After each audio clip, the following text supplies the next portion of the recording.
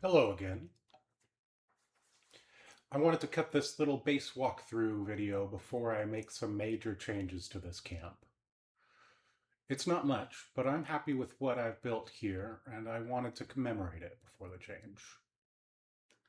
I've been playing for a few weeks now, and I've tried a few different campsites that were highly recommended, but this Pylon bunker base was the first one that really captured me. So the fast travel spawn point is right over there.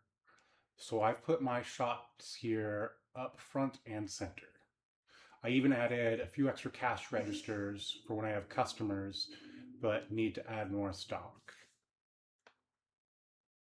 This is also where my guns are all chugging away because I'm always having problems with the neighbors in that buried church across the way, but more on them later. This barn kit was the first decent set I had. For something literally bare bones that was thrown together with just what I could scrounge together within my first month, I think this place turned out pretty homey. It's really started to fill out as I got my hands on plans for more workstations, producers, boosters, and other choice clutter. I really like my plants, as you can see. I originally built this with a lockable second story because at the time I thought people could steal my displayed power armor or recharging fusion cores. Oh, hey Beelzebub, who's a good boy. Let's go look at the patio, where my fetch is clanking away. If I still have all this room on the patio after the rebuild, I'll probably move the vendors over here so people can shop in peace. Here are the rest of my crafting stations and the cannery I just got. What a letdown that was. It's a cute little seating area under the canopy. I liked Fetch because he gives really good mid-level components for crafting. And here's my hot tub. I love it. There's Rip for a little cryptid loot boost. And the platform where I dump all my loot. So this down here is the whole reason I came out here in the first place. There's actually another bunker just over the hill to the east there. There's the ruins of a farmhouse with crops and a different kind of bunker built into the hill, but I like this bunker better. It's less messy. I haven't done a whole lot of decorating down here yet, as I wanted to get a good sense of where all the stuff respawns. There's some nice stuff like a set of sugar, spices, salt and pepper in the kitchen with a rotating recipe every day. So if you haven't gotten all of your recipes available in the Mire, you can farm them here. You can usually find chems over by this mirror, plus whatever spawns inside it. And then back here, you've got the bed with some decent junk containing screws. I make sure to put a clock on the wall there across the bed so I'd always know how much I'm oversleeping. I really like having this floor safe here. You can see it's rank 3, so that usually means 2 free legendaries a day and whatever other loot spawns. I'm farming to learn legendary effects, but it's nice to get mods and script too. Got my piano and a full giddy up buttercup in front of the bunk beds. And right over here is a Nuka-Cola spawn. Just got 3 quantums in a row. Down this hall is my favorite part. And a personal terminal. I can't sink into the wall right. But this used to be another path up out of the bunker. And I'm pretty happy with the job I did walling it up with foundations so I could put my shelter entrances here. My shelters are nothing special, but I'll take you through just to try to explain my thinking. What I wanted was contiguous instanced zones, but shelters don't really work like that. Here, see, what I wanted was for the utility room door against the far wall over here, you'll see. Yeah, but you can't get the door wall flavored. It has to be a trapdoor, like this one over here.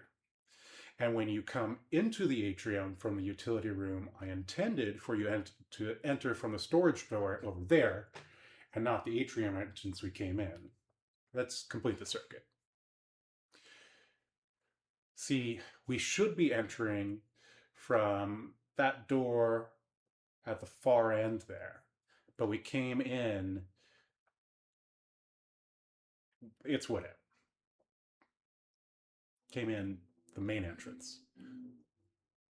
And then one more thing and I'll shut up about it. Because Leaving the utility room, we should be coming out the utility room trapdoor, which is around back by the Megasloth statue. But we come out through the shelter door we entered. Yeah, we should be coming out through this trapdoor right here. Anyway, thanks for listening to an impromptu TED Talk on why I find shelters to be lacking as a system. After I move the shops over here, I'll probably turn their old platform up front into a real fortification against the church. It's pretty safe back here, and I don't get trouble from the farm to the east. There is a Wendigo spawn in the trees right over there.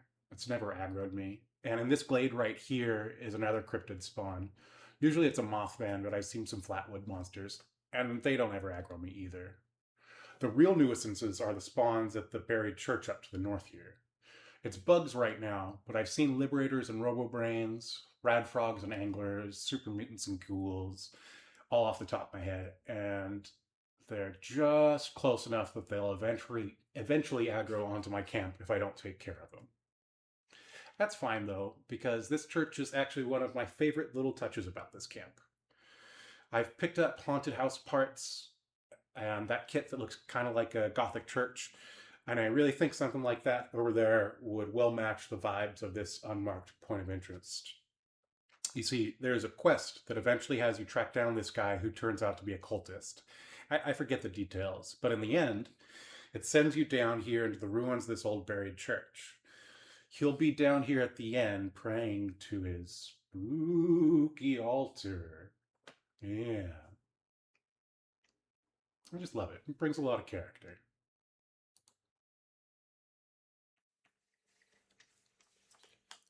All right, I figured I'd do a quick flyby of the place before I go.